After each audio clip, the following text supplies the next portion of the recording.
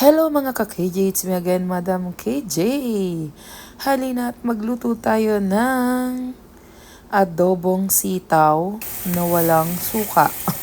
'Di ba? Tinawag na adobo pero walang suka.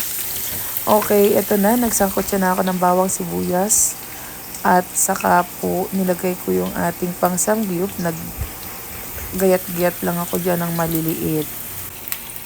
At aking isasangkot siya yan dyan para maluto na rin agad. Kasi ang akin namang lulutuin ay sitaw.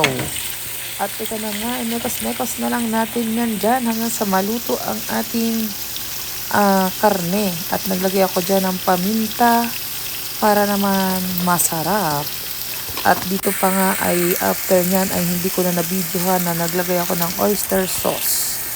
At dyan ay kumukulo na, ay nilagyan ko siya ng konting water muna. Then nagsaka ko nilagay yung sitaw, pero hindi pwedeng konti lang ang sabaw sa amin.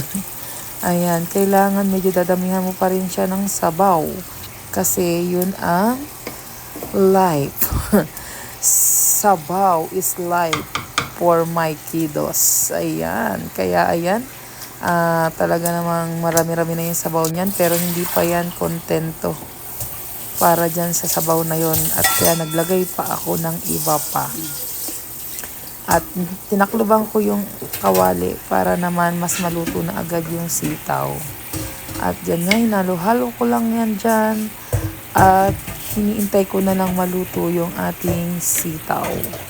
At ayan, nangangamoy na ang ating sitaw na adobo.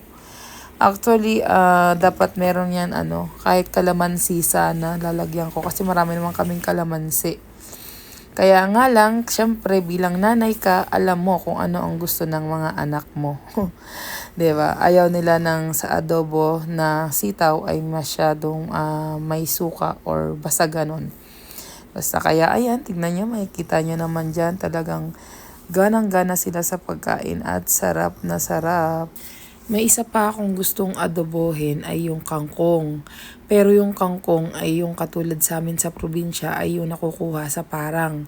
Hindi yung ganito sa atin na ngayong nabibili na sobrang lalaki. Yung dating kangkong naming niluluto, as in talagang maliliit lang din yung pagkatalbos niya. As in talagang napakalinamnam. Yun yung namimiss ko na i-adobo. At talaga namang napakalinamnam nun. Yung mga nakukuha yun sa parang. Talagang pinipili pa namin yung mabuti para yung dulong-dulo nun ay yung uulamin namin at the rest naman ay para sa baboy. Kami ang kumukuha nun. Ayan, hanggang dito na lang muna. Maraming salamat po. Please follow our page and subscribe our YouTube channel. Please share our videos. Bye. Thank you.